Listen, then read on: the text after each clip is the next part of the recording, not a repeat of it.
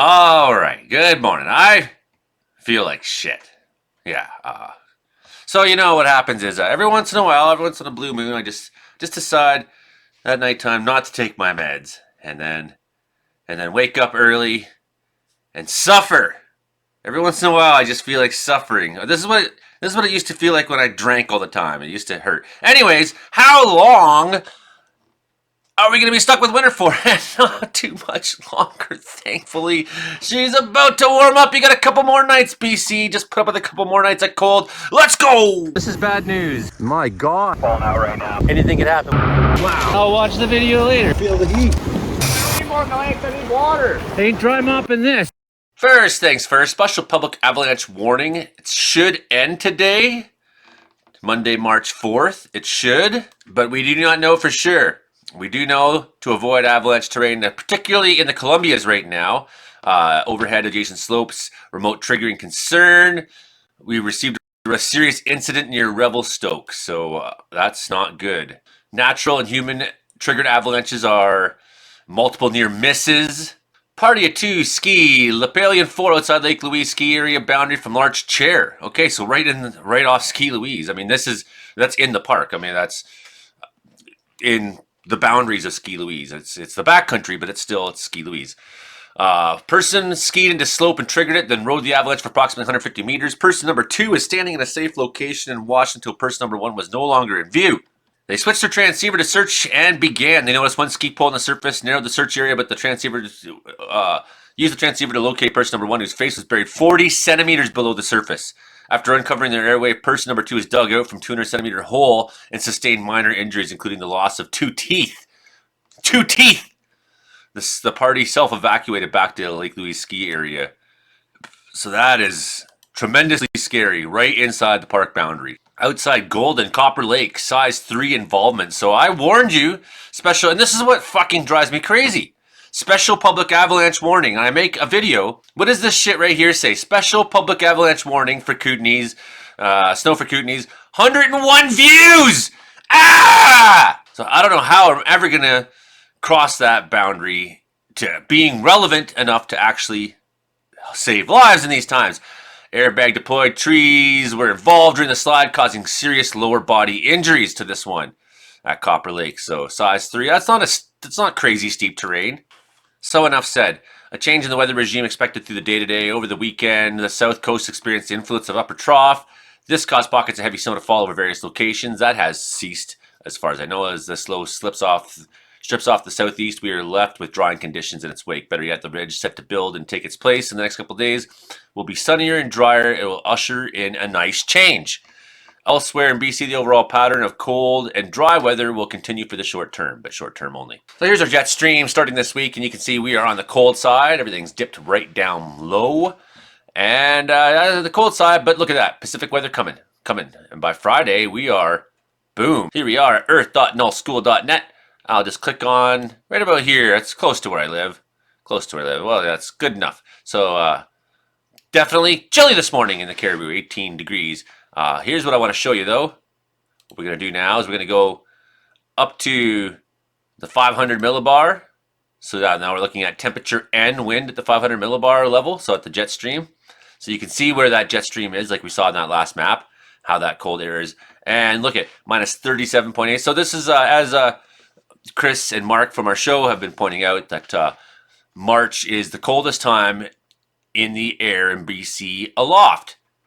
Boom, look at this. If we go far enough up in the sky right now, if we go up to the 250 hectopascal area, if we start going into the 30,000 foot and higher area in the sky, we're going to run into minus 50.8. So very cold air right now in BC. Not the stuff, the minus 63 if you go up towards where Joe Stover lives there in Churchill. So chilly if you are at 30,000 feet. Do have a few other stories going on still. We had that big snowstorm this weekend all through the prairies, and some of that weather is still going on. 5 centimeters still expected today, winter storm warning in northern Ontario. We got some blowing snow advisories and things like that. If you go up towards Hudson Bay, up to 70 kilometer an hour, 10 centimeters of snow. Across the middle of Manitoba, 10 to 15 centimeters. Northern Saskatchewan, central Saskatchewan, 20 to 30 centimeters expected. Accumulations 10 to 25 centimeters have been reported so far. So this will be moving out throughout the day. It will start moving. So extreme cold warning for Alberta. So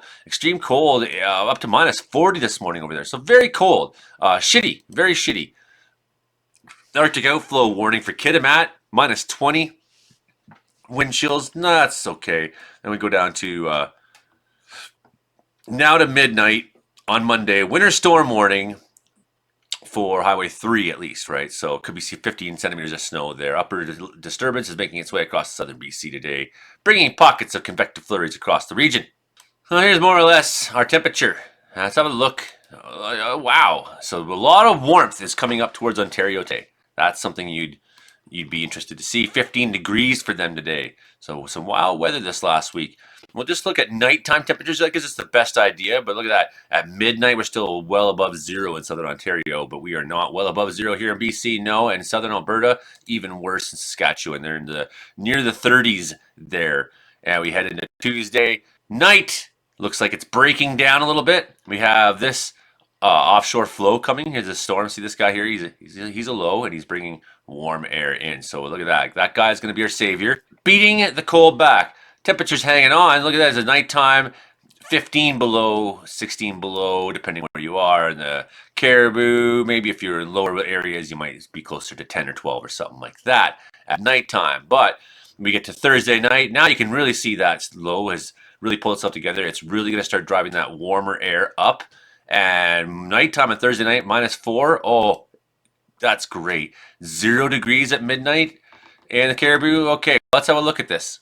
So we could be looking at Sunday at 1 in the morning, seeing temperatures more or less just below 0, which means in the daytime we will be well above. Wonderful, wonderful news. But that does mean, see this guy here, what he means is business when it comes to precipitation. So let's have a look at that. So yes, southern BC this morning, we are still seeing some snow. In fact, we look at on radar right now, and it's really not bad. Okay, so just little light flurries in a few places right now. That will change through the day. We see those flurries moving through that center of low pressure coming into the Rocky Mountains there in the morning. Just want to say hello to my new friend Dylan. I encourage you to keep at it with what you're doing, with being wanting to be a weather guy.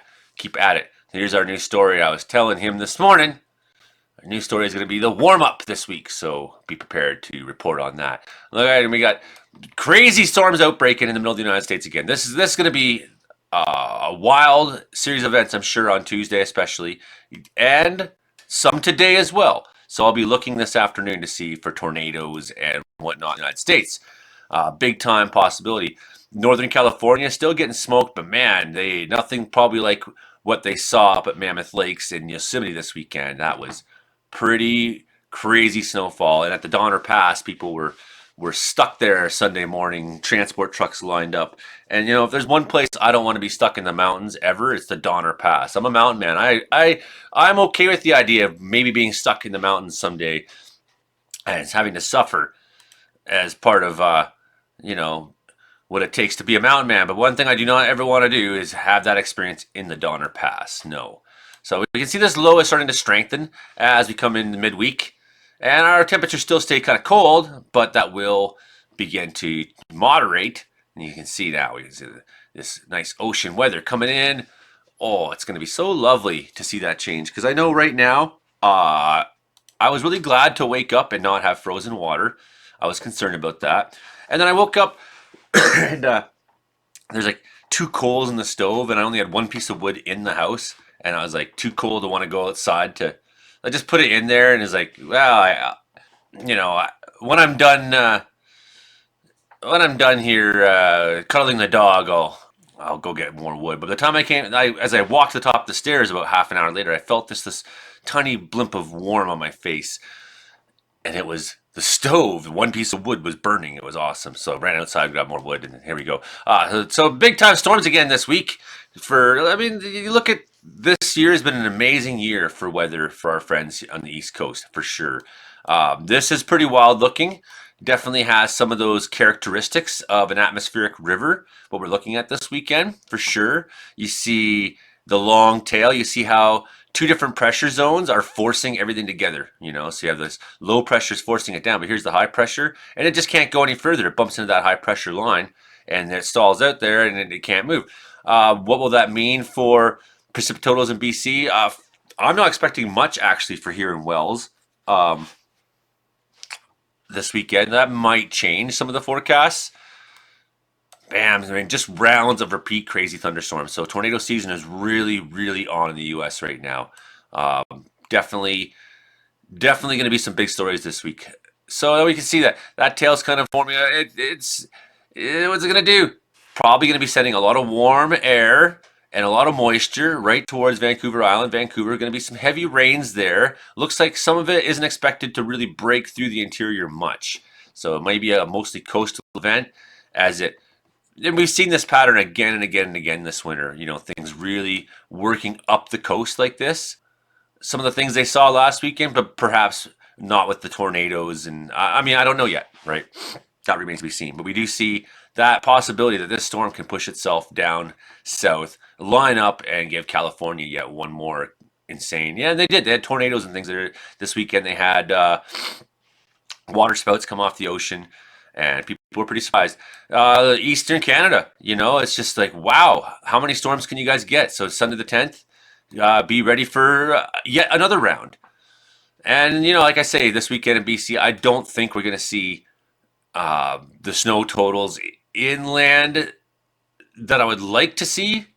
And we're going to have warm days. So, during the, most of that snowfall, his best chance will be at nighttime or at high elevations if there is snowfall for you this weekend in the interior. The low just kind of kicking around there for days and days and days, and that's going to remain. What we're going to have to remain to see is that's next week. We don't really know, and that could be when either it breaks down and moves inland or slides down the coast a little more and gives a real repeat to the California mountains. So those are stories to be looking at again. And the good news is it's going to start bringing us, you look at this graph, that brings us to the Wednesday the 13th. And if that's the truth of the matter, we could be seeing 8 degrees in the BC interior at that time. That would be lovely. And if you just compare that to temperatures that we're seeing this morning, 25 Celsius, Fort St. James. So as soon as you get up to Knudsen or Fort St. James and start going north, you're starting hitting mid 25s and deeper. Hudson Hope 28, 32 up at Iskut, so up in the Spetzizi Plateau, especially cold. 39 at Jade City, so if you're up near the Yukon border, you are probably seeing the coldest temperatures in British Columbia right now. A little warmer over by Fort Nelson, a little warmer, but we're expecting some of that cold air to continue for you up there for the next bunch of days. So hang on. And in Alberta right now, chilly, very chilly. Right, so 20s, they said extreme cold warning. I think for what Alberta's seen this year, that might not seem all that extreme, but if you look at the winds right now, there is some winds going on. So certainly all through the prairies, there's some very strong winds. Some are reported at 40 at Mattis Station is reporting 40, 43 in Dauphin, Manitoba, 40 at Brandon, Portage la Prairie, 40, 43 at CW22 outside Winnipeg. So very windy, and that's helping make things especially cold. And you look at the wind gusts. Okay, now we see where that wind's really showing up, especially towards Ontario. So very windy in northern Ontario, blusting, drifting snow there. That's why there's an advisory. I think that's all I've got to say for today. So, hey, thanks for stopping by the channel. I'm going to try to be more prolific if I can. I'm trying. I'm battling people in town. I'm being a dad. I'm splitting firewood. I'm being a leader in my clan in World of Warships. Yeah, because I am a history nerd. For those of you who know me, that's the channel. That's the show today. Thank you very much. Hit like, share, subscribe, and I'll try to be better dressed next time. I have cereal I spilled on me, what kind of guy has a YouTube show with milk spilled on his sweater? But you know what? When you wake up and it's actually 0 degrees in your downstairs, you don't fucking care what you look like for your weather report in the morning. Okay, bye now.